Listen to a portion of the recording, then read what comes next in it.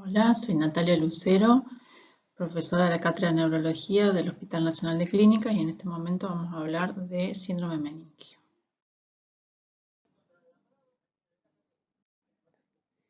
Conjunto de síntomas y signos secundarios a un proceso irritativo de las leptomeninges, normalmente de etiología inflamatoria. Durante el proceso se pueden dañar vasos y nervios que atraviesan las meninges en la salida o entrada en la base del cráneo.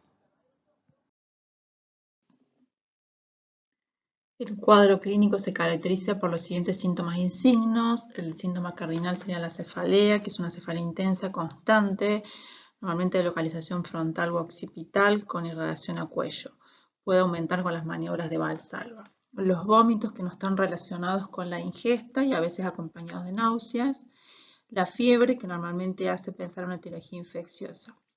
La hipersensibilidad de estímulos como la fotofobia, la rigidez de nuca, el signo de Kernin y el signo de Brunskill, que son signos de irritación meningia, y puede haber alteración del estado de conciencia. En cuanto a la exploración física, o sea, vamos a evaluar el estado de la conciencia, se puede evaluar con la escala de Glasgow, y el estado de conciencia puede variar desde una somnolencia y un estado de confusión hasta llegar al coma. La postura del paciente, que puede adoptar la postura en gatillo de fusil, digamos que esto es un signo de que el paciente tiene irritación meningia.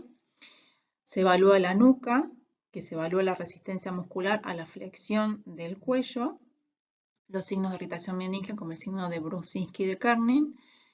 Se evalúa pupilas, a ver si hay alguna asimetría pupilar o alguna alteración pupilar, como midriasis o miosis. Otros pares craneales como el nervio facial y el nervio auditivo.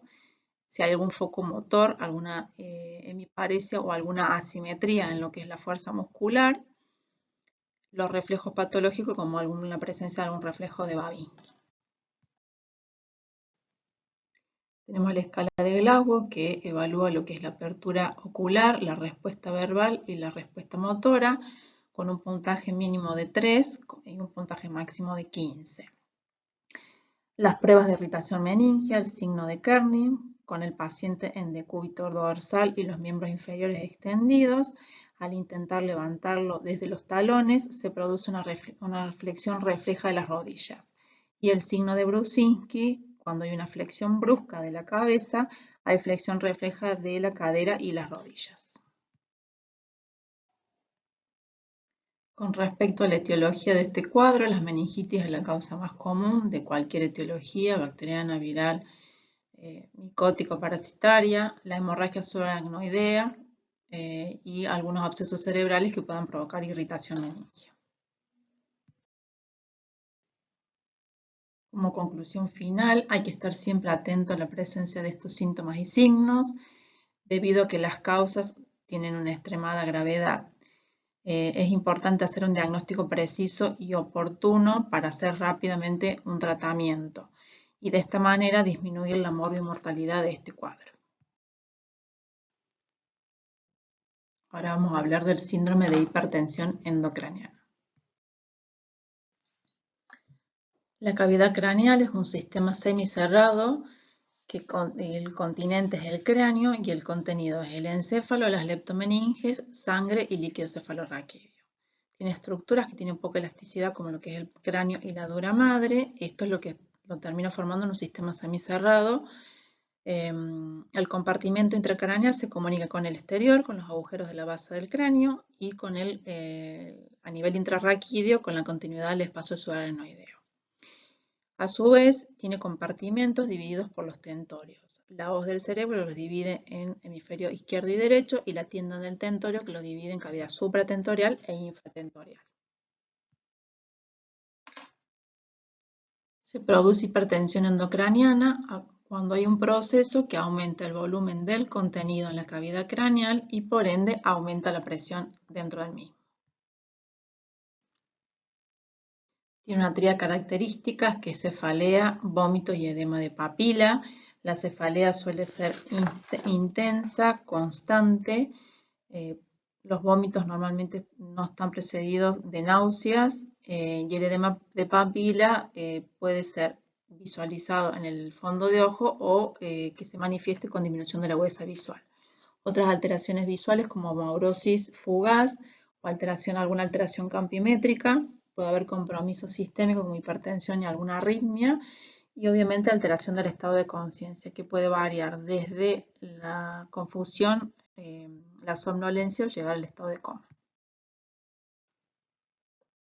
Con respecto a la exploración física, va a haber signos dependientes de la hipertensión endocraniana, como el edema de papila que se visualiza en el fondo de ojo, alteración del estado de conciencia desde somnolencia hasta coma y las demás alteraciones visuales. Los signos que dependan de la localización de la lesión etiológica, como signos de foco, una hemiparesia, una asimetría pupilar o signos de compromiso de tronco encefálico como una paresia del sexto par.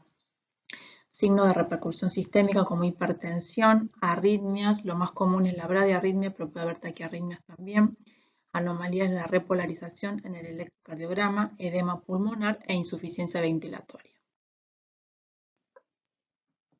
Ante un paciente que se sospecha hipertensión endocraniana, los aspectos importantes de evaluar son el nivel de conciencia con la escala de Glasgow, evaluar trastornos pupilares con el reflejo fotomotor, la respuesta motora puede ser espontánea o al dolor, los reflejos de tronco cerebral como el reflejo fotomotor, los óculos cefálicos, signos de irritación meningia como la rigidez de nuca, los opistótonos, que es una postura en flexión en C por contractura de los músculos del cuello y a nivel de los músculos dorsales. En la foto se muestra la postura típica de un opistótono. Y el edema de papila característico que se encuentra en el fondo de ojo. Como ya hablamos, la escala de Glasgow para evaluar el estado de conciencia con la apertura ocular, la respuesta verbal y la respuesta motriz con un puntaje mínimo de 3 y un máximo de 15. En la foto de la derecha, ahí el número 1 muestra las pupilas normales, el número 2 una midriasis bilateral, el número 3 una miosis bilateral y en el número 4 una asimetría pupilar con una pupila izquierda midriática y una derecha miótica. Vamos a hacer mención de las hernias cerebrales, que pueden ser o el causal del aumento de la presión adentro del cráneo o un signo de este aumento. El número 1 es la hernia del cíngulo a través de la hoz del cerebro, de un hemisferio a otro. En el número 2 es la herniación del diencéfalo con descenso del tallo cerebral. En la número 3 es la hernia del temporal o del uncus temporal a través de la tienda del tentorio. Y la número 4, herniación de las amígdalas cerebelosas a través del agujero occipital. Cada uno con sus signos característicos, ¿no? Con respecto a causas de hipertensión endocraniana, el edema cerebral difuso, las lesiones ocupantes de espacio pueden ser tumores o abscesos, las hemorragias, todo tipo, las intraparenquimatosas, subdurales, hemorragias aracnoideas o el accidente cerebrovascular isquémico de tipo maligno. Con respecto a conclusiones finales, es importante realizar una exploración detallada ante un paciente que se sospecha con hipertensión endocraniana para hacer un reconocimiento temprano y un tratamiento oportuno, disminuyendo la morbimortalidad de la gravedad de estos cuadros. Y la gravedad va a depender puntualmente de la etiología, cuál va a ser la etiología causal de este cuadro. Ahora vamos a hablar del síndrome medular. Figuras con anatomía básica donde muestran la división del sistema nervioso central con los diferentes segmentos de la médula. Un corte transversal de la médula donde muestra la sustancia gris, sustancia blanca, raíz posterior, raíz anterior y cómo está cubierto por las meninges. Y la cola de caballo con las diferentes raíces que de ella salen. Un gráfico básico de la división medular, cada segmento y sus raíces correspondientes. Un corte transversal de la médula donde muestra la división de sustancia gris, sustancia blanca, el asta anterior, asta posterior y asta lateral, cada uno con los fascículos espinales correspondientes.